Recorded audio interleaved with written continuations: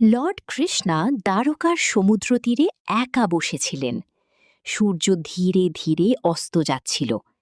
ঠিক তখনই এক গরিব বৃদ্ধ তার কাছে এসে বলল, প্রভু, আমি সারা জীবন আপনার নাম নিয়েছি, তবুও আমার জীবনে শুধু কষ্ট কেন? শ্রীকৃষ্ণ মৃদু হেসে বললেন, তুমি কি কখনো বীজ বপন করে সঙ্গে সঙ্গে ফল পেয়েছ? বৃদ্ধ মাথা নাড়ল, না প্রভু। কৃষ্ণ বললেন, মানুষ কর্ম করে আজ, কিন্তু ফল আসে সময় হলে। এরপর তিনি বৃদ্ধকে সমুদ্রের দিকে নিয়ে গেলেন। একটা ছোট পাথর জলে ছুঁড়ে বললেন, দেখো, ছোট পাথরও ঢেউ তোলে। ঠিক তেমনি তোমার প্রতিটা ভালো কাজও পৃথিবীতে ঢেউ তোলে, যদিও তুমি তা দেখতে পাও না। বৃদ্ধের চোখে জল চলে এলো। সে বলল, তাহলে কষ্টের মানে কি প্রভু?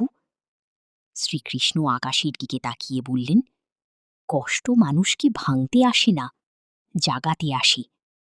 ঠিক তখনই সমুদ্রের হাওয়া জোরে বইতে শুরু করল, আর বৃদ্ধ অনুভব করল তার মনের সব ভয় যেন ধীরে ধীরে মিলিয়ে যাচ্ছে। সেদিনের পর থেকে সে আর কখনো ভাগ্যকে দোষ দেয়নি, কারণ সে বুঝে গিয়েছিল ভগবান দেরি করেন, কিন্তু অন্যায় করেন না। গল্পটি যদি আপনাদের ভালো লেগে থাকে, তাহলে লাইক, কমেন্ট ও সাবস্ক্রাইব করে আমাদের পাশে থাকুন। আর কমেন্টে লিখুন, জয় শ্রীকৃষ্ণা।